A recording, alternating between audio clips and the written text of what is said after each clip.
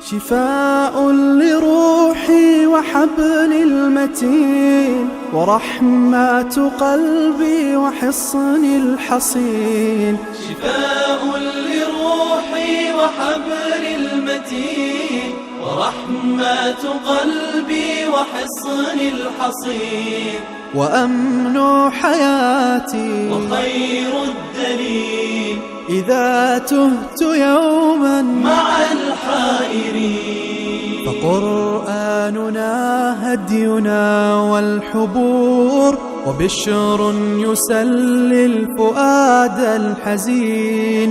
وفي الليل عند احتلاك الظلام سيبزغ منه الضياء.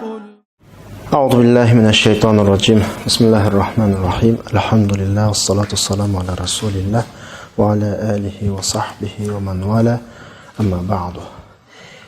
Sadoqdoshlar, biz ilgirki dersimizde Sura Baqara'nınki 164-oyatida Allah subhanahu va taoladan boshqa iloh yo'q masalasiga osmon, zaminning yaratilishi, kecha kunduzning almashishi, dengizdagi paraxotlar osmondan suvni tushirish orqali qurib ölüp ketken zaminni qaytadan tirgizish qatorliq atrofimizda qarasaqlam ko'ngil bo'ladigan, tafakkur qilsak oxirsida Allohni topadigan amaliy koinotdagi mo'jiza pok dalillarni o'qib o'tgandik.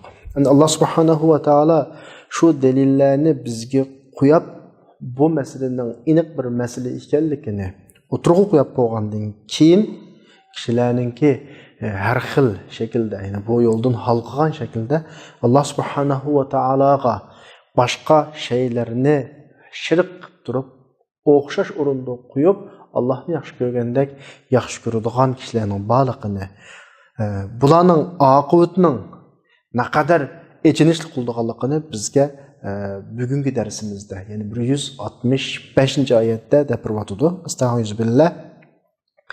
وَمِنَ النَّاسِ مَنْ يَتَّخِذُ مِنْ دُونِ اللَّهِ أَنْدَادًا يُحِبُّونَهُمْ كَحُبِّ اللَّهِ وَالَّذِينَ آمَنُوا أَشَدُّ حُبًّا لِلَّهِ وَلَوْ يَرَى الَّذِينَ ظَلَمُوا إِذْ يَرَوْنَ الْعَذَابَ أَنَّ الْقُوَّةَ لِلَّهِ جَمِيعًا وَأَنَّ اللَّهَ شَدِيدُ الْعَذَابِ.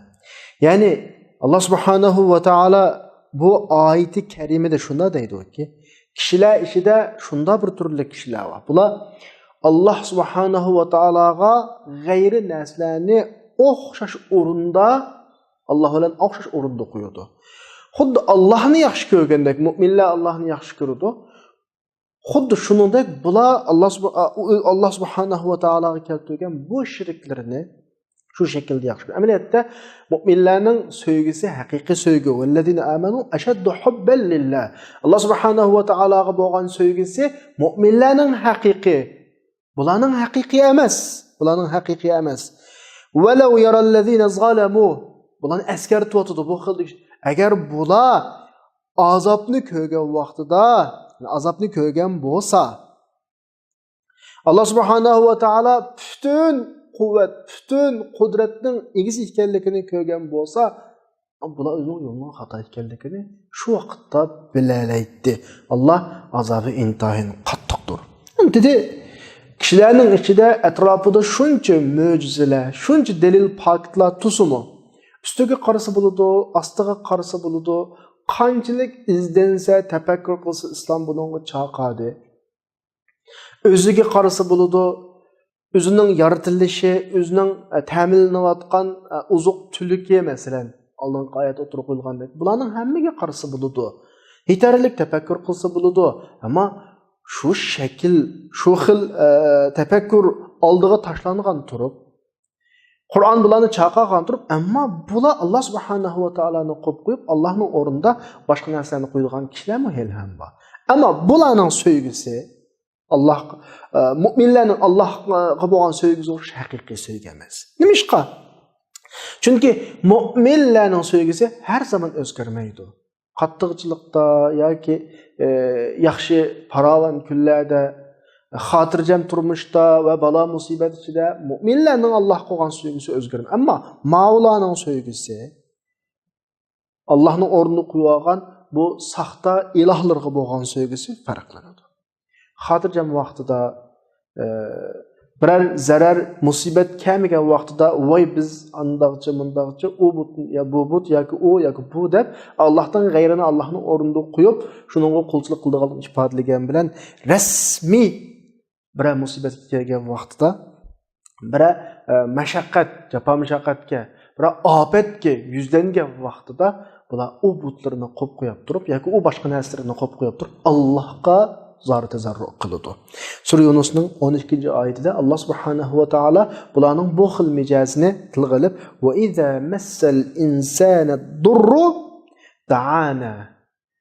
Ziyon zahmat yetgan vaqtida, musibat kelgan vaqtda bizga duo qiladi deydi yani. Qanday holat bo'lsa, li jambihi aw qa'idan aw qa'iman, ya'ni har holatda bizga duo qiladi. Inson boshqa xil bir tuzkur maxluq, ya'ni o'zgarishchan maxluq. Yani müşrik özünün şu tabiatı bilen Allah subhanahu wa ta'alaga keltirgen şirkideki yalgancılıkını özü açıdı yani. Yani normal vaqtida biz degandek Allohga qarshi chiqib, o'zining ko'nglini taatgan, xohish chiqqan u but yoki har xil shakldagi narsalarni Allohning o'rniga qo'yib o'ziga iloh qilib oladi. Amaliyotda inchiklab kirgan vaqtimizda bularning bu xil narsalarni iloh qilib olishimi o'ziga yo'l ochish. Chunki u jonsiz but u. Yoki boshqa bir shay hamdi, butdan boshqa. Masalan, ot ibodat qildik Allohga, mo'ziga ibodat qildik Allohga. Bu bir jonsiz, aqlsiz maxluqlar masalan. Bularni o'ziga iloh tikildi degan gap, xohlagancha ishlarni qila oladi degan gap. Bu yüzden bularni o'ziga iloh qiladi. Ammo shunda imkoniyatlar tugab, biror xafalık uchib qolgan vaqtda o'zini aldab o'tmaydi. Voy but bizni qutqazdi, but voy but demaydi. Qattiq dengizda do'lqinlarning orasida qolib cho'kib ketishi kuzga ko'rinib qolgan Hindistonlik hergiz muzayni chaqirmaydi yerda. Voy biz ibodat qilgan muzay bizni qutqazdi demaydi hergizma. Bu vaqtda nima deydi? Ya Rob, yani kız ne deydi? Yani beni qutqazgin deydi. Bu bulardaki özgürçen ahval. Yani rastçılık emas, samimiyet emas. Ama mümin bunun Allah qo'ygan sevgisi menga o'zgarmaydi. Xotirjam vaqtdim o. Allah ne suyudi, qiyinchilik qilib qolgan vaqtdim suyudi. Shunlashqa oyatda deyilgandek mu'minlarning sevgisi haqiqiy sevgi. Yani aşaddu hubban lillah. Bularning sevgisi haqiqiy sevgi. Chunki bular ne qattiqlikda, ne xotirjamlikda Allohni unutmaydi. Ammo kofirlarchi Allah subhanahu va taolaning haqqini faqat qiyinchilikqa tushgan vaqtida unutmaydi. Esiga oladi. Voy Allah, ya Allah deydi. Ammo masala o'tib ketsa, ya'ni o'zining yo'lida, burunqi yo'lida ma'nudi. Buni Qur'oni Karim ham sifatladi. Marra ka'allam yad'una degan. Yani xuddi to'g'ri hech bo'lmagandek menga yuradi. Sura Yunusning 12-oyatga qarab baqsam. Unda boshqa Sura Zumarning 8-oyatida mushkil mazmundagi oyatlar tilxalingan. Va ja'ala lillahi andadan liyudilla an sabilihi. Allohga shirklarni qiladi bular. Shirk keltiradi bular. Qul tamatta' bi kufrika qalilan innaka min ashabin nar. O'zingning xohishcha qilib ol qiladiganlaringni. Biz bayatni dedikki, bularning bu xil narsalarga ibodat qilib, buni iloh qilib olishi, ya'ni bu orqali o'zi xohlaganini qila oladi. Chunki jonsiz but ya u. O o'zi iloh qilib olgan yana bir muzaylar, yana bir qillar, yana bir narsa, bularga amaliy bir bularning ziyon, foyda, manfaatiga zidildigan bir ishni buyurmaydi bularga. Bular o'zining foydasi uchun ash narsalarni vosita qiladi. Bu yüzden xotirjam turmushga kelgan, qiyinchilikqa o'tib ketgan vaqtda shaqqada o'zining burnuq yo'liga qanday qilib oladi, kirib oladi yana. Allohni unutuydi. Bayatım degandek, shu saxta iloh deb qarab olgan shu narsalarga muqaddaslashga qayta. Bu orqali buni o'ziga qiladi amaliyotda. Shunga bularni biz zolim deymiz. Buni o'ziga qiladi. Shunga Qur'on bularga nima deydi? Tahdid silib bayatdan biz o'qiyotgan oyatda "Walau yarallazina zalamu" o'ziga qilganlar, o'ziga zulm qilganlar. Ya'ni shu azobni ko'rgan vaqtida bütün qudrat, bütün kuch-quvvatning Allohga ekanligini bilgan bo'lsa-chu, kashki.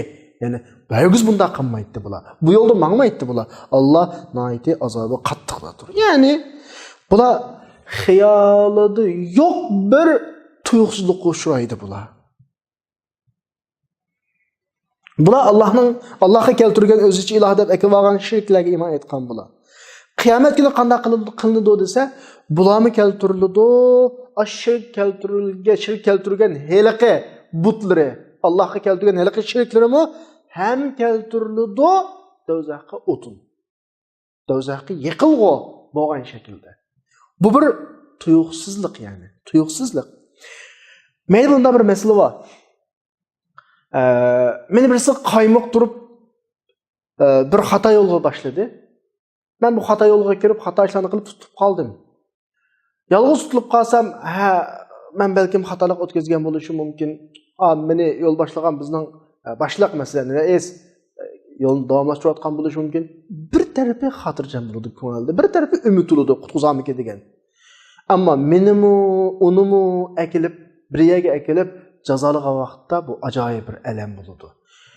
Mushriklar butlarga ibodat qildi, iloh deb. Saxta narsalarni akilib iloh deb Allohning o'rniga qo'ydi. Endi qiyomat kunisi mushulning o'zini azoblaydiganga shu butlarni do'zaxga bular bilan birlikda, ya'ni o'zlari umid kutayotgan shu but o'zlarini azoblaydi hisobda. Ya'ni bularning ne umidi qoladi yoki boshqa bir narsa qolmaydi bular. Ya'ni qattiq azoblanadi, xo'rlanadi bular. Ya'ni o'zlari burun voy iloh deyotgan narsalar o'zlari bilan birga do'zaxda kuyayotdi. Şuna Allah subhanahu wa ta'ala Sure Enbiya'nın 98. ayetinde ne deydi?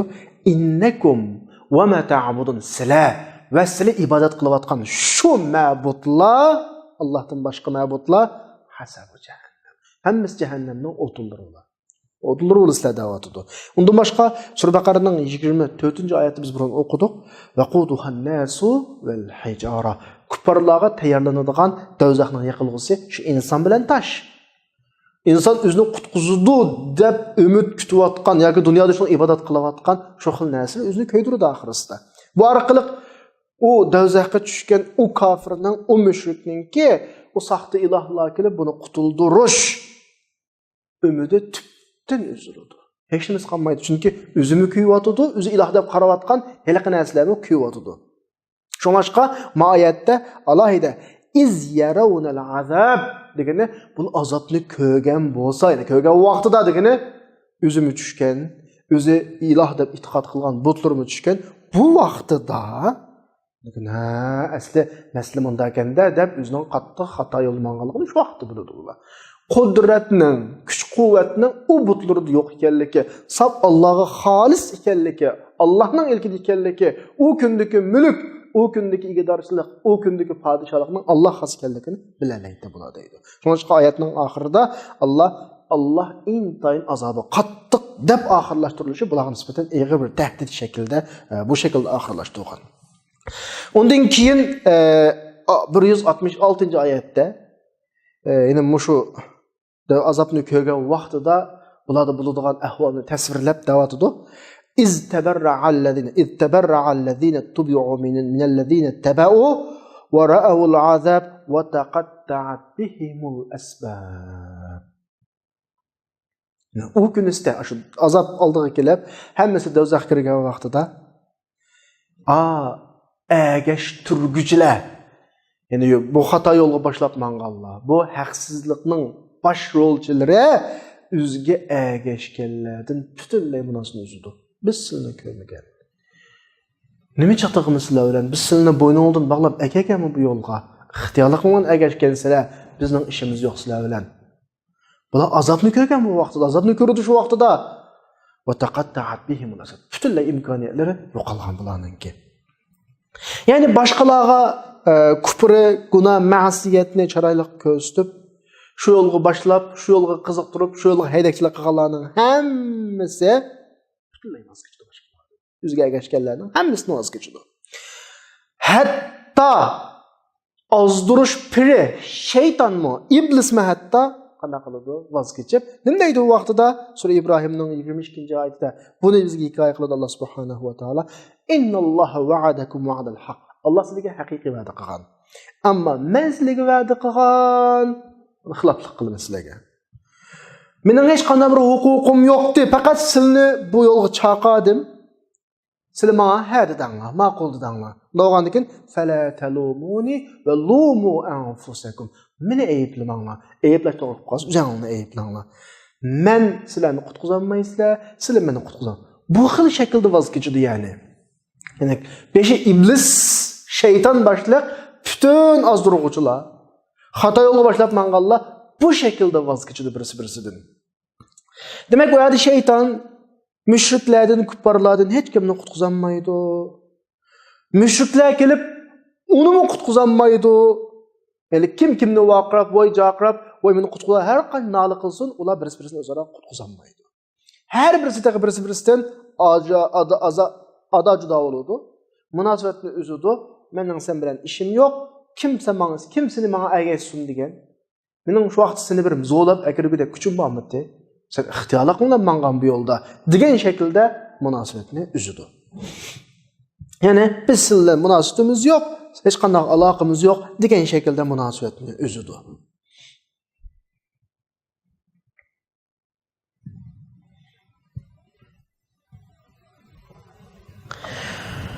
Demek kıyamet günüsü bu azapını ko'rgan vaqtda bütün imkoniyatlarning hammasi tugaydi. Çünkü o günüsde her can, her kişi o'zi qilgan ishning ko'risiga aylanadi. Hammadan o'zining g'ami bilan bo'ladi. Chunki qilib qo'ygan bir muncha ishlar bor. Hatto shaytonning o'zining dunyoda uni da'vat qilib, chaqirib, ozdirib, qiziqtirishdan boshqa hech qanday kuchining yo'qligini shu vaqtda e'tirof qiladi shayton hatta. Shu vaqt shayton e'tirof qiladi. Shaytonning shu chaqiriqlarga ha deganlar mushiyaga keladi. Mushiyaga keldi. Ya'ni shu maqomga, shu o'ringa keltirildi shu vaqtida. Odatda shaytonning bu yerda mening kuchim yo'q degan kuch ikki xil bo'ladi. Ya pakt orqali qoyil qilish kuchi yoki bo'lmasa ustidan bisib menda qana qilish bo'ysundirish orqali uni epmangadigan kuch. Shaytonda omi yo'q, bumi yo'q. Shaytonning hech bizga dalil pakt bilan bizni qoyil qilgan yeri yo'q. Faqat bizdagi insoniy ojizlikdan foydalanib turib, ojiz nuqtamizdan turib bizni chaqirdi, boshqa ish yo'q uningki. Bu faqat insonlarning har ediganlar yeri bor. Ha dedimi? Shu vaqtda uning ishi tugadi degan gap. Endi bu yerda hech kimga bir yordam berish va taqatta'at bihimul asbab degani hech kimga yordam berish imkoniyati qolmaydi. Hech kimga ortira olmaydi. Hammadan o'zining amaliga bog'lanadi. O'zining amali qanday bo'lsa, yaxshi tarafga, yomon bo'lsa, yomon tarafga buning oqibati shu shaklda oxirlashtiriladi. Oyatning davomini shu vaqtda shu haqdagi mazmunlar وقال الذين اتبعوا لو أن لنا كرة فنتبرأ منهم. Agar kellar shu vaqtda bu ahvolni ko'rgandan keyin bütün imkoniyatlarning hammasi yo'qoldi. Hech kimga yordam qila olmaydigan, burun bularni qiziqtirib yo'l boshlab manganlarmi, bugun bizning sizlar bilan ishimiz yo'q deganni ko'rgandan keyin nima deydi bular? Kashki bizning dunyoga bir qitim qaytish fursatimiz bo'lgan bo'lsa, sizlardan munosabatimizni uzib tutdik biz. Xuddi sizlar bugun bizning munosabatimiz ahvol shunday bo'ladi. Qiyomatdagi bularning kiradigan kuni shunday bo'ladi. Alloh ularning dunyoda qilgan ishlarini ularga azob shaklda, hasrat shaklda oldiga tashlaydi. Ular do'zaxdan chiqolmaydi. Va ma hum bi kharijin minan nar. Har qancha qilsin fursat ketdi. Imtihon yepildi. Qaytadan qog'ozni qo'lga olish fursati yo'q. Yozg'ini yozdi, ketgani ketdi. Natija qanday chiqsa, buning ko'radigan kuni shu bo'ladi.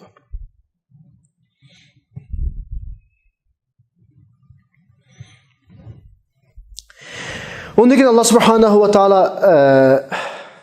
bütün insonlarga xitob qilib, mu'min, kofir hammaga xitob qilib da'vatida 168-oyatda ya ayyuhan nasu kulu mimma fil ardi halalan tayyiban va la tattabi'u khutuwatish shayton innahu lakum aduwwun mubin. Bizga bir ko'rsatma.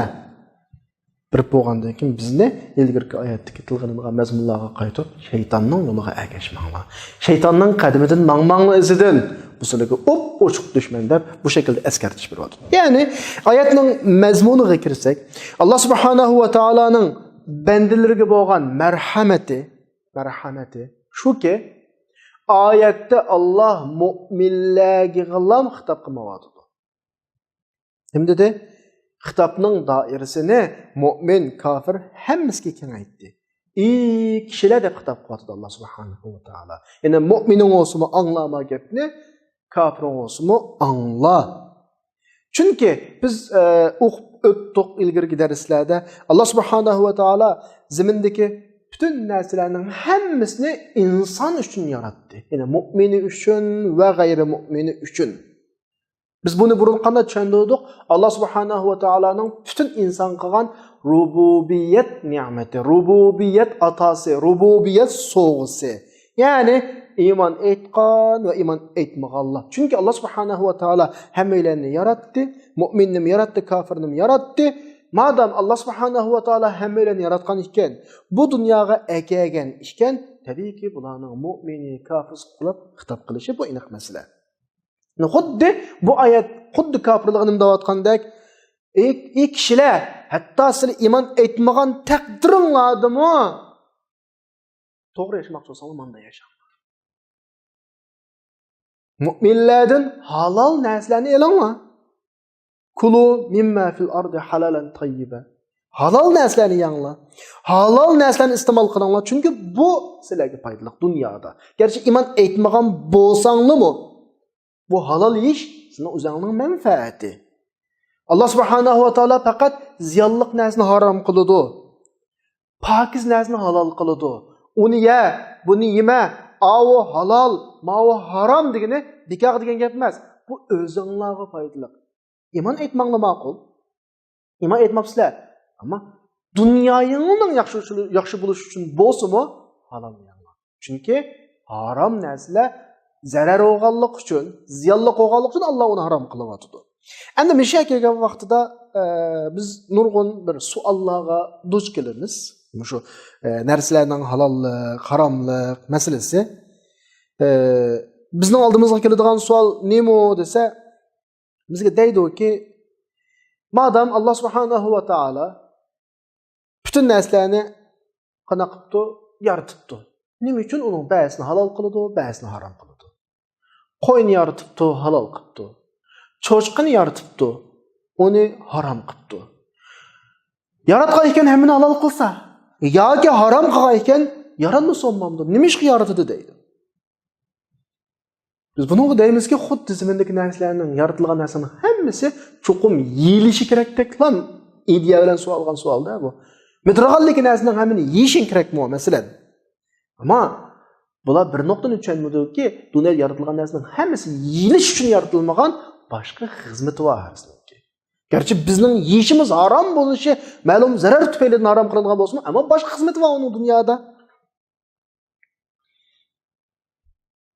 Masalan, bugungi kunda qarasak, jilollarni, masalan, chayollarni tutib, zahrini ayirib chiqaryapti.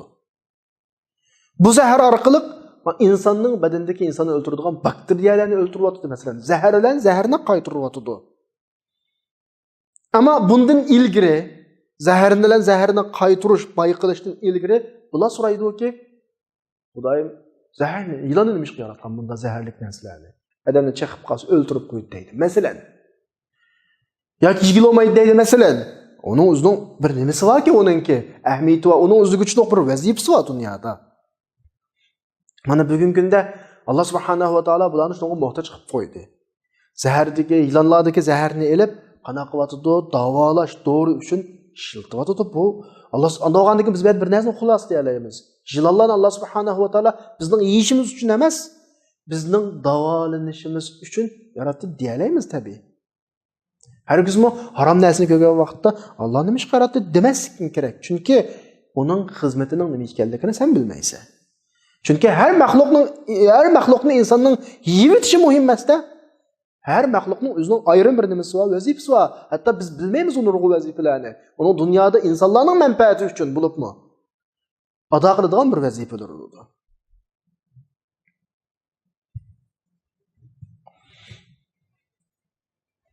Masalan bir misol kelsak, misol davomli misollar tushuntiryapmiz zehnim. Masalan biz öyle haşarat olib qolsa, do'konlardan haşarat o'ltiradigan dorilarni akirib, chechib o'ltiramiz masalan.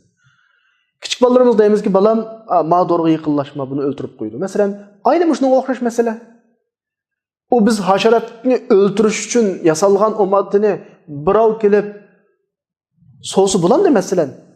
Buni yigili olmasa, masalan, kichik oltisi ulab qolsa, nima ish qilyapsiz uni zavod deb so'z bo'ladi bu. U yeyishak ichishni yasmaqliq o doğruni masalan suyuq doğrab qolsa. Uni haşarat uchun yaratiliq. Aynı şekildeki mesele dünyadaki mesele. O bizning yemaganligimiz uchun hech harom bo'lganlik uchun u narsa yaratilmasligi kerak degandek bir xil savol, mantiqsiz savol yani. Tabiiyki biz nurg'un dunyodagi mahluqlarningki nima ahamiyati va nima foydasi va buni bilmaymiz ko'pincha. Ama cho'qimki zimindeki yaratilgan mahluqlarning hammasining bir ahamiyati var. Biz kundan kunga ta hozir qadar nurg'un sirlar echilyapti. Bundan keyin qanaqa qiladi? Echiladi masalan. Allohning atrofimizdagi mahluqotlarninki harisining o'zgarishlik ahamiyati borligini bayqaymiz masalan. Masalan desak, bir biliqlar var, bir barmoqchilikmi kelmaydigan endi. Barmoqchilik kelmaydi. Buni adam yegilim bo'lmaydi endi. O'ylab qilishi mumkin ba'zilar, so'rab qilishi mumkin ba'zilar bu biliqning ahamiyatida. Ammo keyin ko'rdikki, bu biliqlar o'zi turayotgan suvlarni tozalash, masalan, suv muhitini tozalash yoki o'zidan cho'ng biliqlarningki eg'izlariga kirib turib, shularning eg'izdagi ba'zi mikroblarni qanaqa qilish, tozalash, bu xil alohidliklar bor masalan. Uning bu hajmdagi biliqni bizning yeyotishimiz shart emas. Uning boshqa nimasi bor? Vazifasi bor.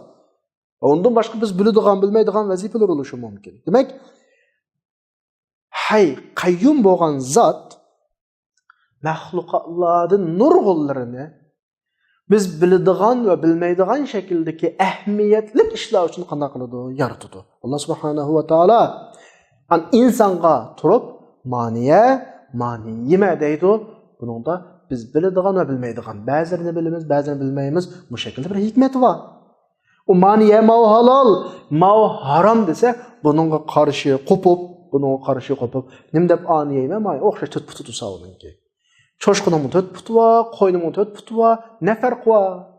Nima gap bu? Nima yemaydigan narsa nima ish yaratgan degandek savollarni so'rash bu bir mantiqsizlik. Yani bir misol olsak masalan,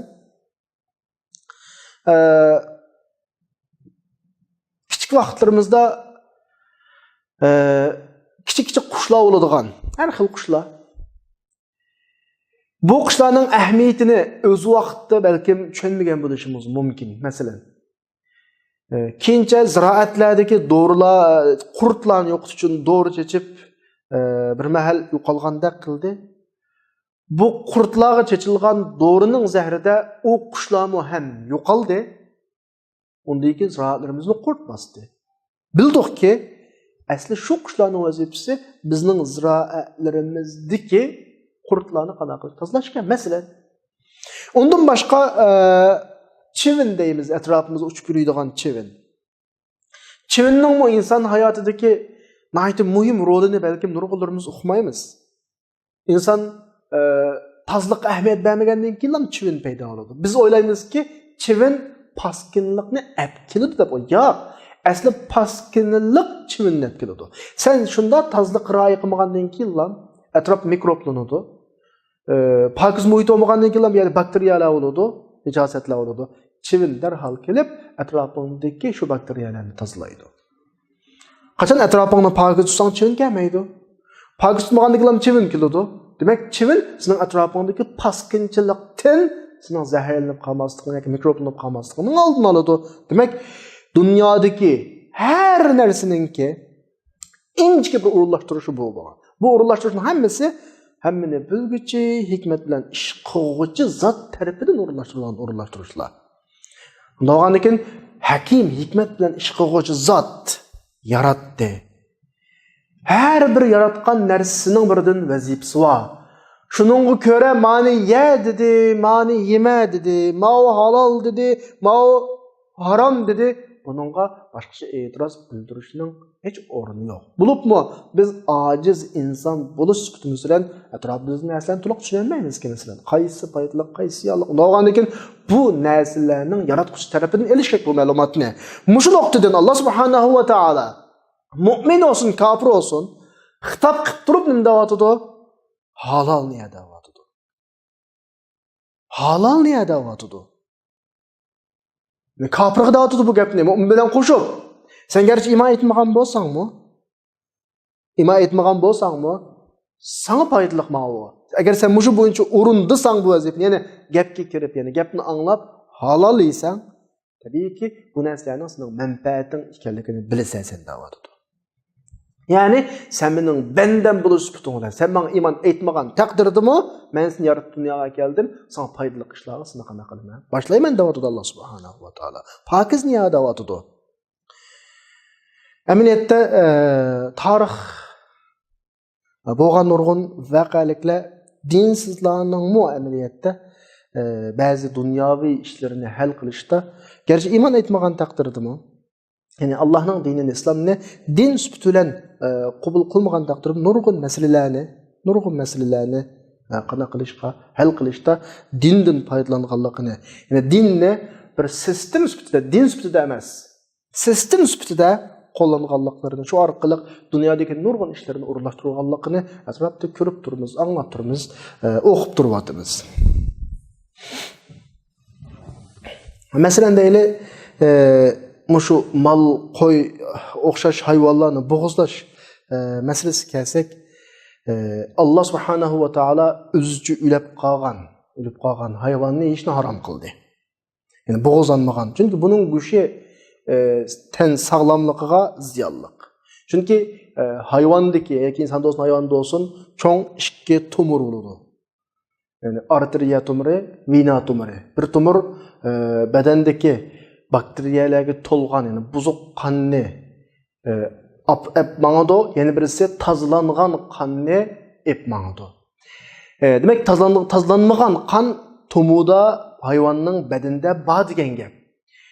Hayvan bo'g'izlanmasdan o'ldirilgan vaqtida ashu qan shu peti go'shtning ichida, yani hayvanning badanida shu peti qolib qoladi. Buzuq qan degandan keyin bo'ldi, o ziyonli insonga. Ammo bo'g'izlangan vaqtida qonlarning hammasi chiqib ketadi, buzuq qonlarning hammasi chiqib ketadi. Badanda qon degan narsa qolmaydi, go'sht pokiz holatda bizga suniladi. Shu nuqtani hel ham qanday qilyotdi, bilyotdi, bo'g'izlayotdi mollarni. Masalan, biladiganlari bu şekilde qilyotdi bu ishlarni. Demak, bu oyatda Alloh subhanahu va taolo iyi kishilar degani mu'min emaslarni o'z ichiga olgan shaklda xitob qilib nima deyotdi? Agar aqlingni bo'lsa, aqlingni ishlasa, sizlar hayotingizga va yemak ichmaklarga diqqat qilasizlar. Allah subhanahu va taolo mu'minlarga bir narsani halol qildi, harom qildi. Shuni qarab turib, o'zingizning hayotini insonlashtiringlar. Bu sizlarning o'zingizga foydali. Şeytanның yoluga ergashmanglar. Va la tattabi'u xutuwatish shayton. Yani şeytan sizlarni har göz qanday qilmaydi, yaxshilikqa boshlamaydi şeytan sizlarni. Chunki biz ilgirki darslarimizda o'tdik, şeytan bilan insonning oldin a'lo bir qitim tajribadan o'tkazgan bir dushmanligimiz bor. Ondan keyin biz şeytanga boshdan oxir yomon nazar bilan qarashimiz kerak.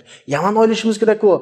Bizga yaqin yaxshilik qilgan shaklda kelsimi, cho'qim bir qasdi bor deb tushunishimiz kerak. Chunki u Robbiga osiylik qildiki, u Robbiga osiylik qilgan uningki bizning tufaylimizdan bo'ldi deb qaragan bo'lg'achqa bizga yaxshilik o'ylashi, yaxshilikni iroda qilish aslo mumkin emas. Bu bizga oshkora bir dushman. Odam alayhisolamning davridan tortib ochiq bir dushman.